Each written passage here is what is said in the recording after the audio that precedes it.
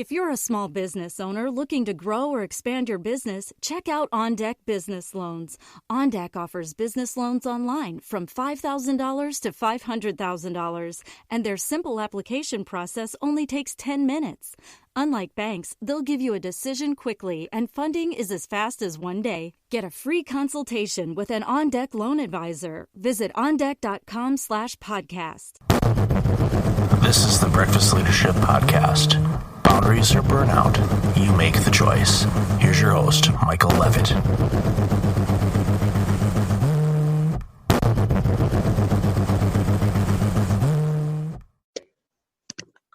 Welcome to another episode of the Breakfast Leadership Podcast. I've got Mel Andre on the line with us today. Hey, Mel, how are you? I'm doing well. How are you doing today? I am doing great. Great to have you on the show. You're an entrepreneur, motivational speaker. You're into fitness. You're doing it all. So, tell us a little bit about you and what motivates you to do all the awesome stuff that you're doing. Sure. So I am, some people would call me a serial entrepreneur. I believe I am just doing what I love. And what I love to do is I love to help people. So no matter what industry that I decide to jump into, the businesses that I start are really focused on helping people become better versions of themselves, whether it's with the fitness industry and helping people become healthier versions of themselves, or with the life coaching or motivational speaking, where I'm helping people just accomplish their goals and help them become the version of themselves that they want to be. And then I also had another company, which I no longer have. It kind of morphed into the life coaching company, but I had a consulting company where I help people start their own businesses.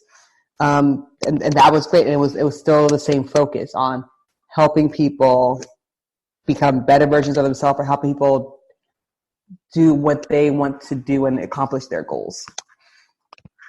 Well, that's one of the things that I think all of us that are in the coaching space or leadership space ultimately want is the best for people and for them to, reach the goals and the dreams that every one of us has, because there's plenty to go around. That's the mentality that I hammer home when I talk with people. So I know, in your, information that you had submitted to me, you had alluded to a pretty challenging year. And, for listeners of the show, they're familiar with my 369 days of worst case scenarios. So, share with the audience whatever you like on, what that year was like, what maybe led up to it, and, what did you learn from it to, grow and be the awesome superstar that you are today? Thank you. Well, I myself and my friends, and now people who've heard the story know, we refer to that year as the year of hell. And I mean, anything that could have went wrong that year went wrong. I'll give you a couple examples. I'm not going to dive into everything because it'll just take way too long. But every couple of weeks, something catastrophic would happen. My best friend was in the hospital, almost died. I had a relative die. I was walking my dog and fell down a manhole because the city didn't properly cover it. I was in 3 really freakish car accidents that weren't my fault. It was just every couple of weeks, something absolutely catastrophic would happen.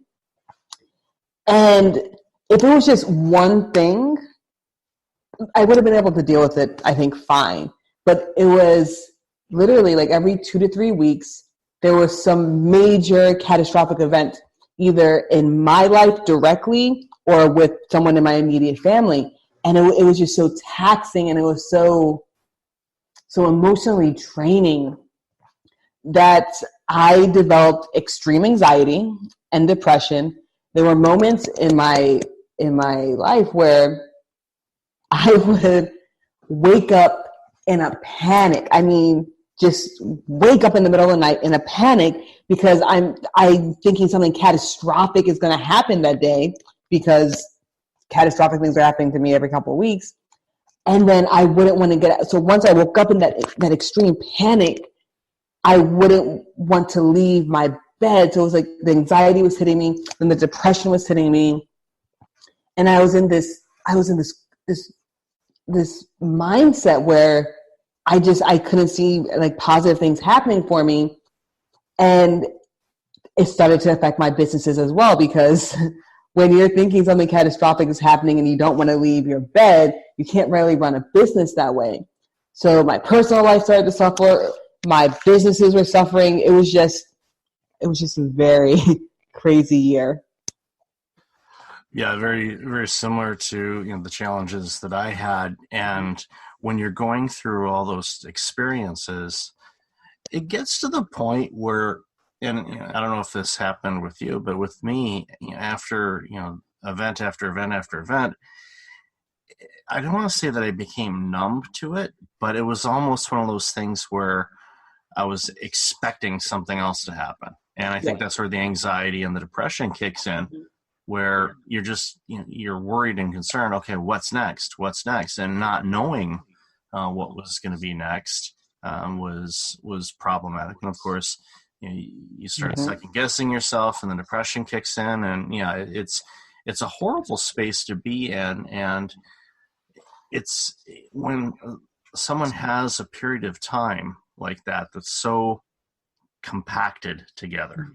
Because if you look over the grand scheme of someone's life, give or take average 75, 80 years, some thankfully live longer, unfortunately some live shorter, but in that time span there's always going to be ups and downs in your life. And you can look back, it's like, oh yeah, those were some difficult challenges that I faced.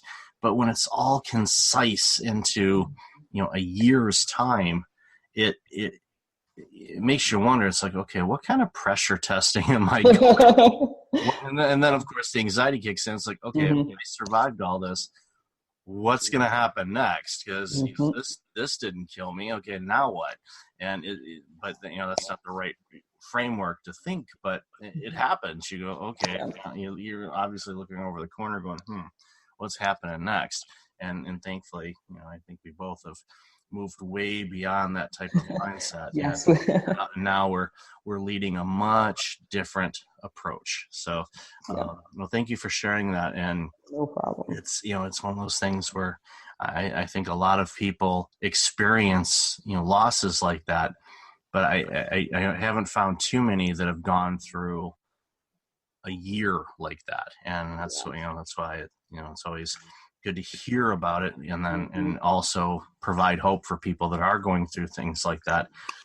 Okay, this is what the outcome of all of this can be if you have the right mindset and approach. So after you had all of those experiences and you dusted yourself up or off and got up, what were some things that you did, at least initially, to kind of rebound from that horrible year? Sure. So the first thing I had to do, and I mean the absolute first thing, was I really had to change my mindset, because I was definitely living in that space where, just like you were, what's going to happen next? What catastrophic event is going to happen to me now that this one happened? And I was counting down like the days until the next thing would happen. And that's not the mindset that anyone should be living in. So I knew I had to find a way to shift my mindset. And so once I decided I needed to shift my mindset, the next step that I took was really learning to speak to myself in a positive way again. So I examined what was different about me when I was, at my prime versus now that I'm like in the midst of all this chaos. And I realized was the way that I viewed myself and the way that my internal dialogue was. Prior to the year of hell, I always spoke very highly of myself. I was always a problem solver. But now that I was in this situation, I was speaking very negative to myself. The way that my internal dialogue was running, I would never say those things to another human being. I would never say those things to another person. And that wasn't fair to me, to myself, that I'm talking to myself in a manner that I would never dare disrespect someone else that way. So I had to learn to start being more positive and speaking to myself in a positive manner. Because although I couldn't control everything that was going on outside of me, because a lot of things are outside of our controls, I knew I could change myself and the way that I thought. So I focused on talking to myself in a positive manner. And I did a couple of things. But one of the best things I did was I just made a list of positive affirmations. And I would carry them around and on my phone. And the moment that a negative thought would come in, I had that positive affirmation to correct myself with. And then it eventually became a habit that if a bad thought entered my head about myself, then I could just automatically switch it to a more positive thought and a more positive statement. And then once I started viewing myself again in a positive light and speak to myself in a positive way, the next thing was I had to change my habits back to more successful habits, because habits are so, so important.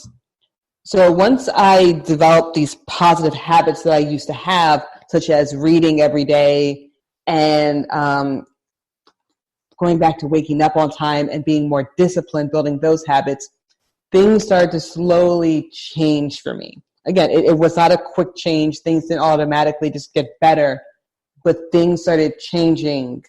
And then when something bad did happen, my reaction wasn't the same. And since my reaction wasn't the same anymore, I was better able to deal with the situation. And if there was a solution for that problem, it was easier for me to find the solution and actually find any solution at all than what it was during that crazy year of hell. I find often that when you go through something like you did, and then you look at life in a different way, you have more clarity on things. Yes. And you can look at experiences and things that happen to you are external, like you said, and approach them with a different mindset. And I often lean back on, my own year of challenges when I'm going through something new that is challenging, and knowing, okay, let's put a framework around this. Let's try to strip the emotion away from this particular experience that I'm having right now, and just look at it from a tactical, okay, what's happening? What is the situation? What are the ingredients? Who are the players? What's going to happen? And by doing that, you end up kind of diminishing the importance of the situation, because oftentimes our amygdala just goes crazy and says, okay, this is going to be the worst thing to ever happen in the history of humanity. And it's not. And that's a good way to approach it, going, okay, this too shall pass. This is not something that's earth-shattering. What do I need to do right now to address this matter? Exactly. And by having that clarity, to be able to just pause and go, okay, what is going on here? And literally just pause. It's amazing what you can accomplish, and how easily you can lower the temperature on the situation that you're facing. Yes. So tell us about some of the awesome things you're doing now with Skill and Will Fitness. Well, actually, that may have been the company you started before. So just some of the organizations that you're working with now, and some of the awesome work that you're doing. Sure. So Skill and Will Fitness is a fitness company. I started it 5.5 years ago. It's still up and running, and it's doing great. We'll celebrate our 6th year in June. So I'm excited about that. We are based out of DC. We do have some other things going on in New York as well. And then every once in a while, we'll take a contract in different states to help with different corporations. And what we primarily do is we do in-home personal training, and that's where we send a personal trainer to your house, your gym, your backyard, a park, wherever you want to work out, we'll send a trainer. If you have equipment, great, we'll use it. If not, we will bring equipment with us, and we will make sure that we help get you on the path to becoming healthier. And then we also do corporate wellness. So we partner up with corporations, with universities, and we'll provide the students or the employees with things they need in order to become healthier, whether it's weight loss contest, personal training, anything along those ways. And then we also do nutrition coaching as well, and that's done virtually. And then I'm also a motivational speaker and life coach, and that's with my company, Mel Andre. And with that, that's really where my passion lies right now. And with that, we're just helping people just rediscover their greatness.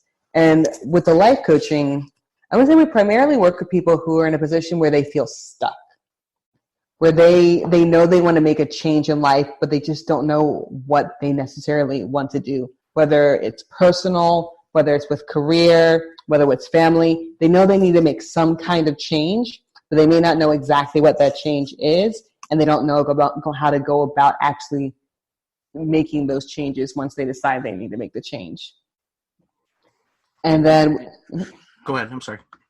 And then with the motivational speaking, which is something I love to do because I love to inspire and motivate people. And with motivational speaking, you can do that on such a large platform, and you can help so many people at once.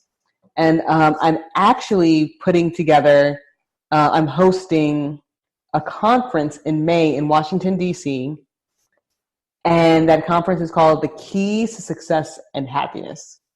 Because I know a lot of successful people who are really happy, and I know a lot of successful people who may not be that happy or just may not be happy at all. And it's just kind of closing the gap between those two and teaching people that, yes, you can be successful. Yes, you can go after your dreams. And yes, you can be happy at the same time. You can be happy when you first start your success journey. You can be happy while you're on your success journey. And you can definitely be happy once you start accomplishing your goals.